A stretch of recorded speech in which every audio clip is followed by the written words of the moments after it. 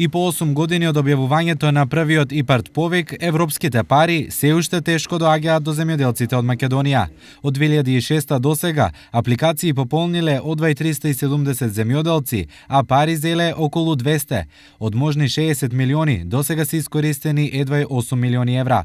Од нив на земјоделците од истокот отпаѓаат скромни половина милион евра. Проблемите на барателите се од секаков тип.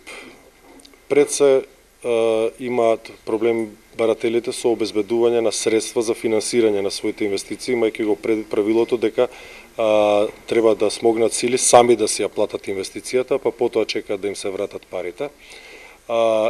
Има и проблеми со обезбедување на неопходната документација. Ова беше причина за бројни интервенции на земјоделските здруженија во обид парите од Европа да ги доближат до земјоделците. Ние имаме своји предлози во ИПАРД комитетот, го даваме тоа. До сега имаме неколку измени направено. Измената што се најмногу обрадува земјоделците е тоа што е вклучени сега и механизацијата и најголем дел од добиените средства во последниот оглас се баш за механизацијата. Меѓутоа се уште тоа не е доволно и се уште према нас мал бројот на апликанти. А токму набавката на нова механизација за овдешните земјоделци се покажа како најинтересна. Ја доваѓам, јас сум заинтересиран за некоја земјоделска машина, за некоја. Тоа ме интересира и за тоа викам мора од нешто да живеем, пошто немаме никакви примања.